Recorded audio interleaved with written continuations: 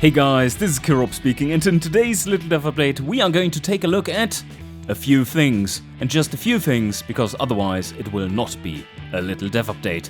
And we're going to start this by saying that we are getting a lot closer to a closed beta, and we're just, closed means that it's not for most of you. But we are getting pretty close to that state where we have all the new major features implemented, and we are still looking at a end-of-year release of the open beta. To not make this a massive Little Dev Update, I'm going to focus today on multiplayer as well as the engine designer. So let's get into it. Let's make a new engine and go through step by step what is happening. Random year, yes, maybe more one-on-one. New selection of years here so that you don't have to either always write the year or click 100 times in order to get... No, wait, it's just a maximum of 80 times to get through the year that you desire. Anyway, let's make a modern one and let's go. Also, AI generation here is much more obvious now than it was before, and you can select the target country as well, which makes the engines more according to the taste of those countries, and this will be great help for, and is already in the version that you're playing, a great help for new players who want to get a bit of a hint as to what they would want to have, because you can select the demographic as well, or randomize if you want. We of course are building manually, and let's see what has changed here. Slight changes to the layout to make it more efficient, and if we make a very, very boring engine, no, let's make an interesting one instead. Inline 5 city, what was this? City car something? Doesn't matter. We do have these selections more grouped together because they are kind of inseparable like this. Previously the block design was like siphoned off to a separate selection, which doesn't really make that much sense because they are all belonging together thematically. And the same is true for the valve train and head design. One thing that you might notice here is that the slider isn't in the middle. And that is because this is a slightly large engine. We are still experimenting with the size, maximum sizes. The engine simulation itself, that is underlying, can deal with 180 bore and stuff, no problem. But the question is if the internals can, like the bottom end parts, and that is something that I'm currently working on. And at the moment it seems like we are going to get an extension of the bore range as well as the stroke range. The latest addition, of course, that we've already talked about some time before, or at least outlined it, that is fully implemented now, is the head design that you now can choose. The equivalent of which you have is the standards, and now there are more options. And we can show to you what difference they make. And yes, it is not exactly consistent with where dots are placed at the moment. We gotta fix that. Anyway. Alright, and very soon we are going to get to the new stuff. Oh well, just slightly new. Well, there's lots going on here. I'm going to focus on the aspiration types in an upcoming Little Dev Update, which will be probably dedicated to all of them. Because right now, there's still a little boogie in terms of implementation in the game. They are completely done, however, in the prototype engine simulation that I'm writing. So all different supercharger types are implemented: roots, centrifugal, and screw type. So very cool stuff, and more about that the next time. And by the way, that next time won't be another 6 months from now. So, anyway, fuel system. Oh, here, some changes. We have split up the selection from the awkward, like, top-bottom selection box, and then one here to have a full, not cramped layout that is more consistent with our other UI. But you also see, well, there's stuff missing here now, and that is because we have another tab. So we are fully using this one. and have all the fuel map tweaking options on here. And then we do have fuel selection nicely split up so that you actually can see what is available. And you see that right there. It's nicely split up like this, and then just the intake manifold that comes after the fuel system, right after with its size selection. A little empty here, but that is overall it's slightly at first weird, and then you see like, oh yeah, this is so much schmoother to play with. It's really nice. Also, the only drawback of splitting it up like this is the weirdness of only having one quality slider for 2 tabs, and that is not great. But overall, this UI solution seems to be much more playable than the other one was. We should talk about this too. Like, fuel map was a slider before. This was this little thing here, emissions optimization thing that you had in the fuel map. Was it in the fuel map? I think it was, yes. Yeah, it must have been. And this is, well, I can show you once the engine is done. But this is the thing where it crushes the fuel map back to a lambda equals 1 area, which means stoichiometric ratio for the AFR ratio. And that means it's more optimized for catalytic converters in that area of the fuel map. Anyway, we can take a look at that nicely in a moment. We do have all those options for the different fuel types. There are plans to add some ethanol blends. And not only plans I see, but they are already implemented. That is good to see. Interesting. I didn't know that. Now, intake choice, everything like this is still the same as before. And same here, I believe. Yep, here we go. And now, let's talk about some changes. There has been a major revamp of all underlying engine calculations. The ones that you're already most familiar with is that we now simulate much more accurately throttle. Previously, and if you look at one of the maps in your current version of the game, you would see this more as a block which is blue at the bottom and then gets green and yellow at the top. Let me add some compression so that we see the proper look of it. Yes. And now, because we simulate properly the throttle, which acts as a restrictor plate to the engine, this is a much more realistic look, and also it comes with all the consequences of there being a proper throttle simulation. For instance, if you are at low throttle but a high RPM, the engine will have massive amounts of pumping losses because it is trying to pull and push against against a closed throttle. And yes, that leads to negative power, which is marked by the dark area here.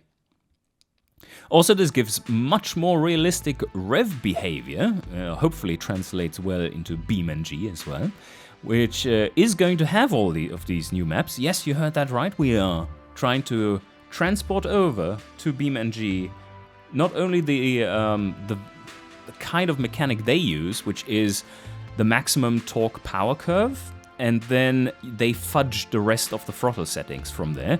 That's basically what we did in the old days. Now we have proper 2D maps, as you see, and we are going to try and rewrite the how a BeamNG handles the combustion engine part and use the data from our maps straight up instead of interpolating or fudging/guessing what it should be.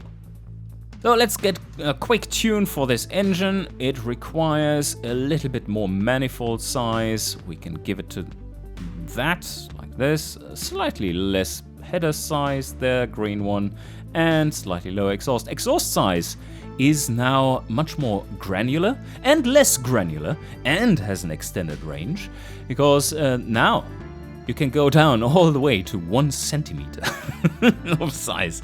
So it is an eighth of an inch step size up to 2 inches, which would be there. And so there's 1 extra step at the bottom and many more steps in between so that you have better granularity where it matters down there. And then it goes the normal step size that we had before, 1/4 inches. And then, as soon as you reach 5 inches, it goes in 1/2 inch steps, because you didn't need the granularity up there. But it now goes all the way up to 254 millimeters, which is 10 inches, which is larger than an artillery piece and makes more power than one, at least over a longer period of time. As I mentioned, I'm currently working on new mechanics for the bottom end parts so that they scale better with their sizes and more accurately to reality too. I'm calculating the actual forces that are acting on the cylinders, the accelerations and such, and then compare that to their proper stress tolerance. And well, that is me hoping that this will yield better results in terms of what components you can choose and how they interact. Like how conrod and piston weight taken together acts on the conrod end pieces to try and tear them apart, and also at what torque values the pistons are getting absolutely shattered. One thing that I also did want to show you is the new head designs and what difference they do make. They are quite a bit of a nuanced choice, but it does factor into quite a few different aspects of engine design. So let's go to the big graph and take a look. We are on standard at the moment, and if I just take this engine and smash it to be an eco head, you can see that you're gaining a little bit on the low end and lose quite a bit on the higher up end. And this is basically reducing the effective size of the valves, and also it gives you more smooth operation. It makes the overall springs be quite a bit softer and smoother in operation too, a little less lift that you get on average for this. And the opposite is true for the performance version of this, which is also considered to have a different lifter type, and thus is way better at revving high. Also, it is less smooth and more noisy, and you can see that the cheapest in terms of engineering time is the standard, because it is standard. If you want to optimize either down for economy or up for performance, you are paying a little bit extra. And then there is the last little version, which is a pure kind of race version. It's a CNC milled race head. So if you want to have some more flow and make more power up there at 11,000 RPM, then this is the best bet. One thing to note about the fuel types, which you might have spotted here, is that we did a retake on what RON values these fuels are supposed to have, and found some more accurate values for them. So there you go. E100 is not, what was it set to before, like 128 or something? It's 108, and now they make more sense. One that I hadn't clicked on before is this new beautiful mixture that you get. Nitromethane. You do remember, if you've ever dealt with nitromethane in automation, that is, hopefully not in real life, you have noticed that usually the switch from anything to nitromethane is pretty much blowing up your engine. And that is because it is rather explosive. Who would have guessed? And this is why I've added a few different mixtures of it. They are all mixed with methanol, and that is nitromethane, well, nitromethanol in this case. A mix of 10% nitromethane up to 100%. So you have some more room to play with there, and you can see that we are significantly increasing power as we mix in more of that good stuff. But alright, I think this gives you a brief overview of what is going on with the engines, and really the underlying simulation is quite a bit different now. Much more realistic, improved in general, and I'm looking forward to getting this all tweaked up and ready to be shipped. Alright, the second main point that I wanted to get to today, in today's little dev update, is multiplayer. And we are now pretty close to starting our closed testing on that one as well, which means that it is more or less feature complete for the first version that we want to get out to you. It's by no means feature complete in terms of what we eventually want to get to, but it is certainly playable. I don't have anyone to play with at the moment, but that doesn't matter, because I can always allow non-friends. There's no one who's going to join. But all this UI that you see is still programmer's UI, which means it is fugly as well as functional. It is not the final UI whatsoever, and probably will disappear altogether and be replaced with something that actually makes sense. But it allows debugging and all that good stuff, which we currently are in dire need of. So, we started the game and are being pulled into a lobby.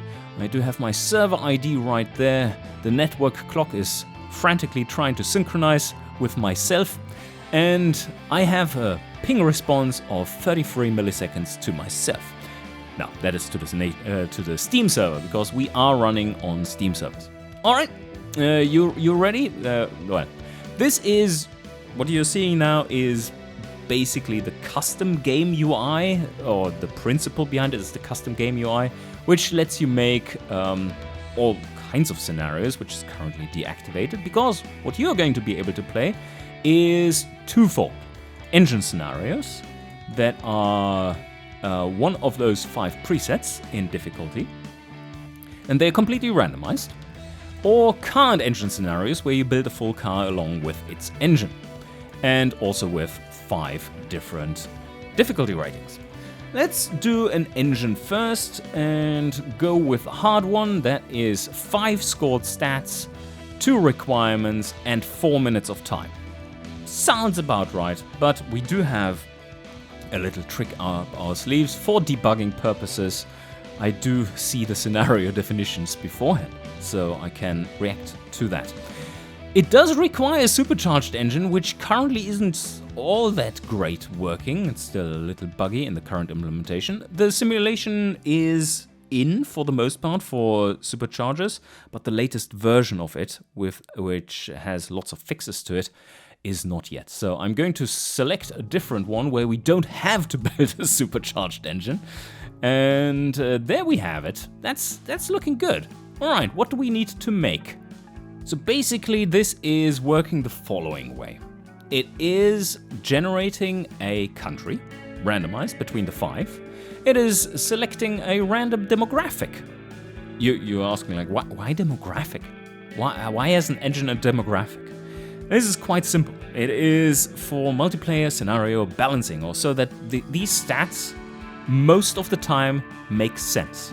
It is going the following way. So country, year is defined, and then random demographic, and then it takes a look at those cars, the competitor cars in that demographic, or that are targeted at that demographic, and builds an average of their engine stats. And these averages are then used as thresholds for scoring, as well as, if there were any scoring thresholds here, for requirements, stuff that you need to pass.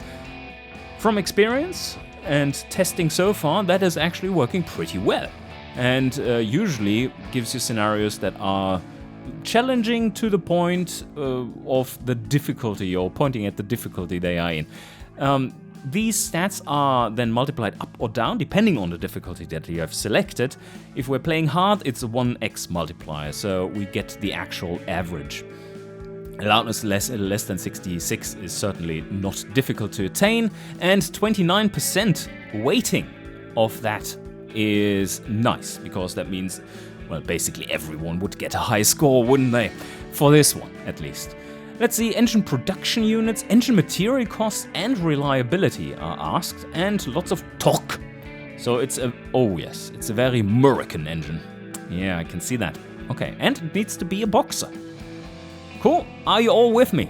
Should we try to build this? So it needs to be very cheap to make, both in production units and material cost. Needs to be reliable, needs to make lots of torque, and it needs to be a boxer and pusher. Alright, let's go. And this is, you wouldn't have seen that before.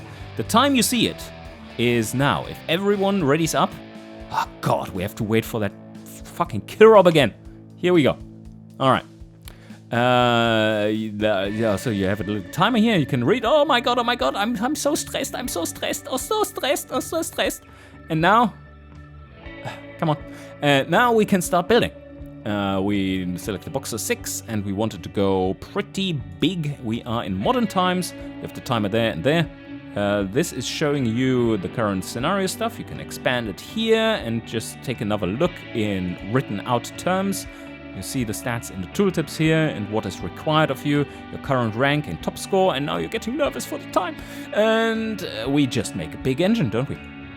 We make a big engine because we wanted to have lots of torque. So anyway, push rod. And we are going to be standard, not iron though, like this one. Quality, we wanted to keep this very low on engineering time. And also material cost, but I think we can go for forged components. That will be just fine. Harmonic damper, yes please. We don't have weight in here, so that means we can probably pull it. 61 kilos? Are you kidding me, mate?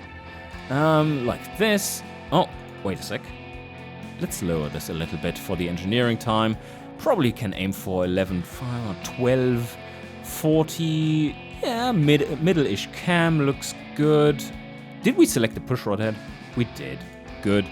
And now let's just continue on. This is already selected. We have selected, not selected PVT. Probably don't want to rev quite as high, like 5.7. And naturally aspirated, yes. And multipoint, like this. Fuel map, do we have anything that is fuel map related? Not really, so we can probably leave that middle-ish. Timing, I am retarded, but we don't have to retard this further. And now let's go for manifold. Mid, low, mid. We go for mid. Because there's noise. Yes, we can't go for performance because there's noise. And now, or loudness as a requirement, the cast low is the quietest. And we go for dual there, although that's expensive. We don't need a catalytic converter for anything of this, but we do need 2 reverse flow mufflers. We do need to get the flow correct, and this one larger, and we are pretty good here.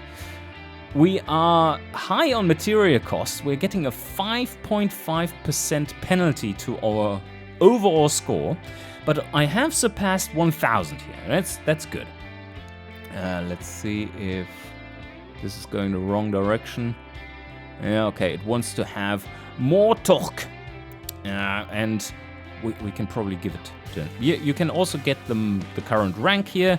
This will be not a pop-up, but rather... close dialogue, yes. But rather a little folding up thing that shows your current rank, and you see it update live. Your top score, your current score. This is the multiplier you get if you have all these passed, and then 1 that is bad or 2 that are bad or something. You will get, for the one that you're not passing in terms of score threshold, you will get a slight penalty if you're too far away from the target value, so that you can't completely exploit the scenario like this.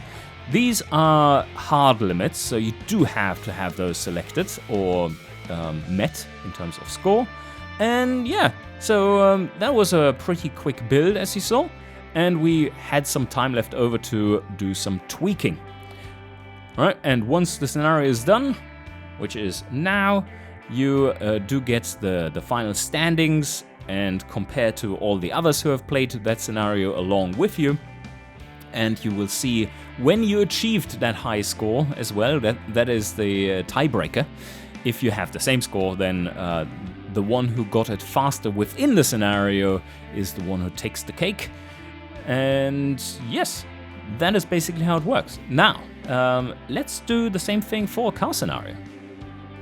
For that, we just go into select scenario and then car, and well, you probably won't have to do this because this is UI that's not supposed to be like this.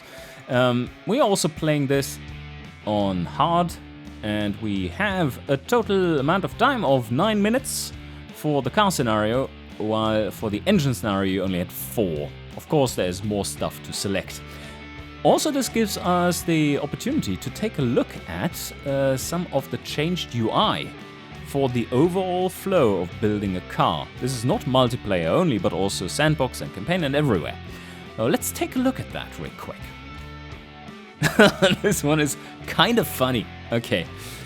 Please build a luxury premium vehicle that is not allowed to cost anything and doesn't have any engineering time and doesn't have any production units. But it needs to be very comfy and prestigious. Well, thanks. And only an inline block. Oh my god. Oh my god. Okay, this will be interesting. Where are we? In Achana on horse piss. Oh, thanks. Okay. Yeah, great. Let's get that one rolling then. I'm ready. Or not. Here we come. Prestige is the most important. Horse piss, 9 minutes of time. 1957. What car body did the AI select for us? Looks like a big one in the background, so that's good.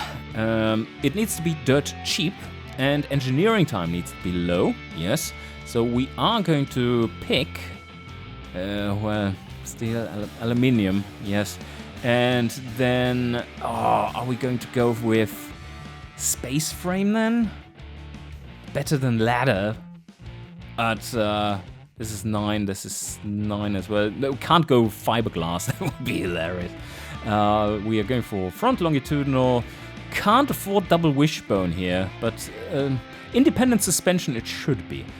And I think I'm going with -1 quality just to pull the engineering time and production units down a little bit.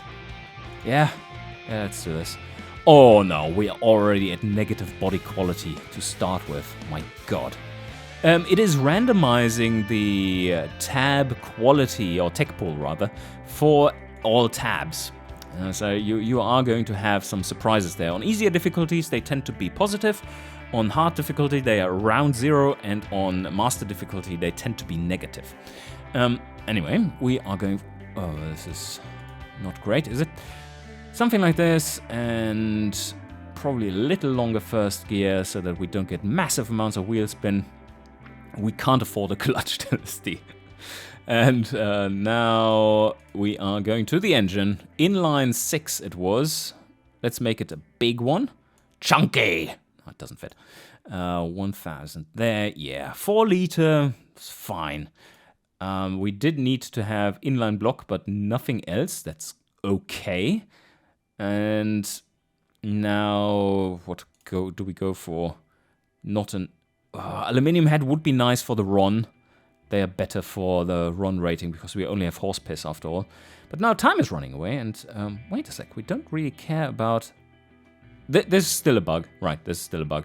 It unlocks the quality sliders even though you don't have any limitation on engineering time or production units in the engine designer. So think of the slider as if they were locked. That's supposed to be that way. And now let me quickly put something together. Don't really care about the weight of the car. This is good. 7 compression, yeah, that's probably where we're going to end up. Springs and lift, this is fine. RPM limit, maybe something like 4.6. No supercharger. We are going with a 4-barrel carb single. Seems alright. Fuel, do we have anything about fuel? Nope.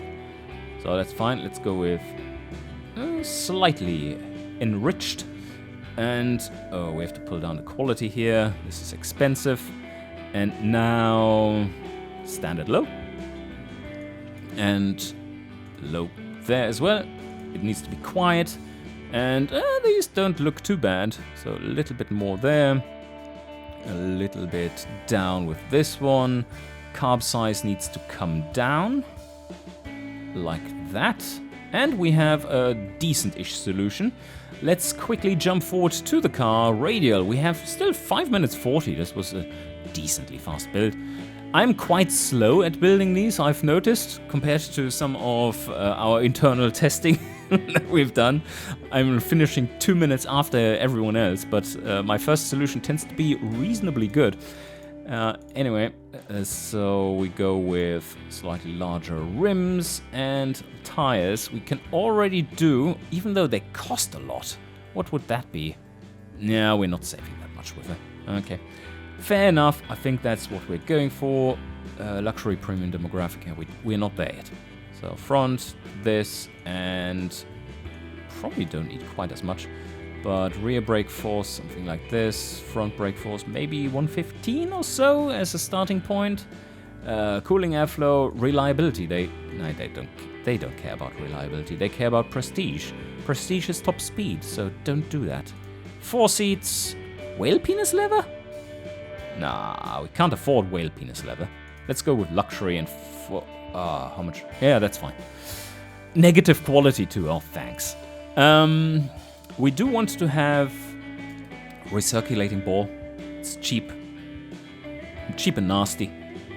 Like no feel whatsoever in this beast. Yes, that is good. And negative qualities to get rid of the engineering time there. We want to isolate this better for noise, and weight distribution probably slightly rear to make it more balanced, progressive for extra comfort. This might actually... Oh, that's a decent setup. Yeah, okay, so... Comfort is, of course, garbage, because we still have not tuned the suspension. That is looking a little bit better. And you can see it's reasonably close. We can just give it some extra camber at front and take some out in the rear. Quick tune there. That seems to have worked. Now we are definitely hitting these. Our problem is comfort. Oof, and prestige. Well, I know one thing that will make them happy, and that is whale penis leather. So let's try that one out. And, yeah, well, that was a higher score, wasn't it? Yes, it's a higher score. Yep, 90%. We have a penalty here of 5.6 and 5%. That's ouchies. That's not something that you want, but it's kind of hard to overcome. This is actually worse, just ever so slightly. It's on the edge. You can always check the score. This is my top score, and this is the current score, and its multiplier. It doesn't show the multiplier for the other one. But let's talk about while this scenario is fully balked. No, it isn't. It's exactly playing as intended. And now we can take a look at this, what you saw here. You might be wondering, like, what was going on there? This is looking different than before. You now have a model body choice, which presents you with a much more compact list. You see this here? They are showing you not just one wheelbase, but 4 different wheelbases for this car. So this list, you see how short it is? This is showing all the bodies that are available up to 1957. And that makes it so that it is much more compact. You click on one of these, and that selects the overall family of the bodies. That's one thing that I can optimize here. Well, let me get to it. Let me get to it. There was... No, where's... Here. There. Gearbox slightly down, and we're good. Yes, okay, perfect. Back to there.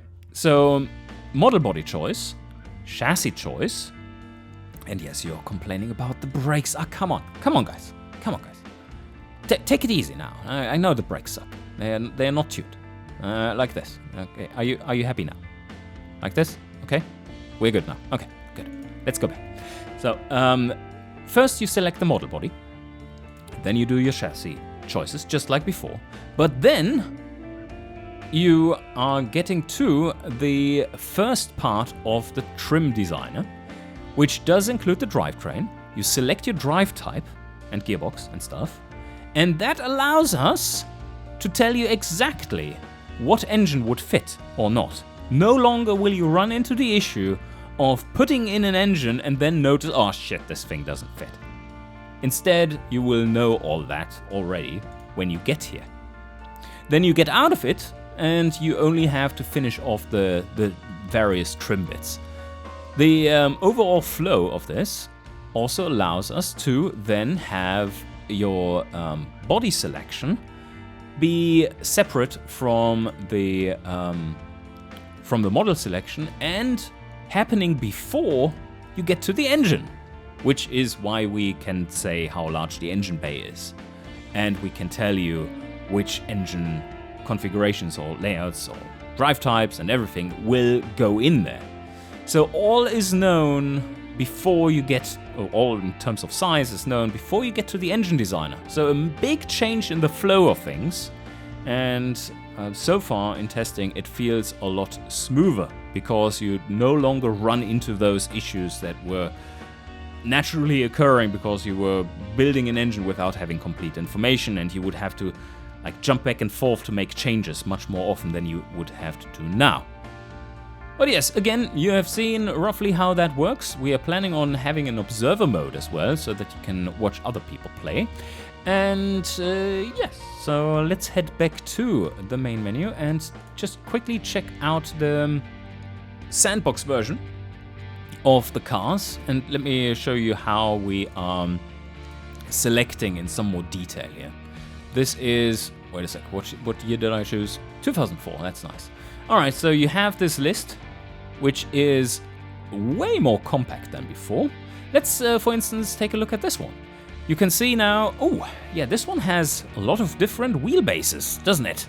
So if we select this one, you can select a wheelbase from the pop-up that comes up, which you think you would want, and you see what types of cars are in there.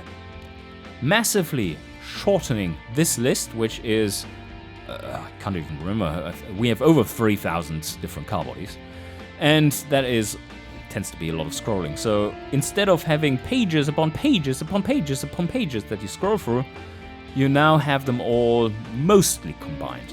So this is the number of different wheelbases that you have, and then you can see what is in there in terms of body types. This also works really well with the filtering that you have on the side for body type and such, so that it only selects and highlights those that are actually in there. So let's select this one and the 265, and then we do some selections of stuff and we go, that's an excellent selection. Then you have all the body choices, and those body choices will be limited by the engine placement that you have, which is also one of the main points here, right? So I already mentioned it a few minutes ago, but one of the main points was you select something, you go forwards, build an entire engine, and then you notice, oh, damn, none of this fits or is compatible to what I want in terms of body choice. That won't be an issue anymore, because now you can go forwards and you already see here, before you're actually building the engine, oh wow, okay, that doesn't fit. Nice, okay, now I know. So I select a body there, go forwards, put stuff into it, and then we go forwards, can customize the look of the car, and get to this screen, which is also hammering home the fact that this is kind of a slot that you're putting an engine in. It is the engine selection doesn't belong to the engine designer. It is part of the car. So you have an empty slot for an engine in a car, and you want to fill that. And if we go forward, then we come existing engine, no, new project. You can either AI generate that too. We have made this so that it's much more apparent what you're doing, more, not necessarily more flowy, but so that you are more aware of what you have chosen, and it also generates names for you so that we don't have a model 365, variant 18. Yeah, we have seen too many of these, haven't we? And of course, always the option, even inside the designer, to also AI generate if you prefer to do so, or use this as a starting point for your designs. Another thing that is new here is this. Yes, we have the project map in the sandbox car designer now as well. It doesn't look like that is fully functioning just yet, but the plan is to have that so that if you are designing one model even in sandbox for your fictitious company, and you have several different trims in that facelift that you're currently making, so they are all belonging to the same year, they are going to be grouped within a model into a facelift. Then you will see all those variants or trims pop up here, and you can jump instantly between them without having to go back and then reselect it, load into the car. Instead, you can go to its engine or its model choices directly. And I think this is a good place to stop this also not so little dev update, but I know I didn't even cover half of the things that are new for this update. And I'm going to have to make more of these videos in the weeks to come, and going to update you on all the good stuff that we have been working on and that is coming to you quite soon-ish, TM. And with that, I hope you enjoyed, and see you guys next time.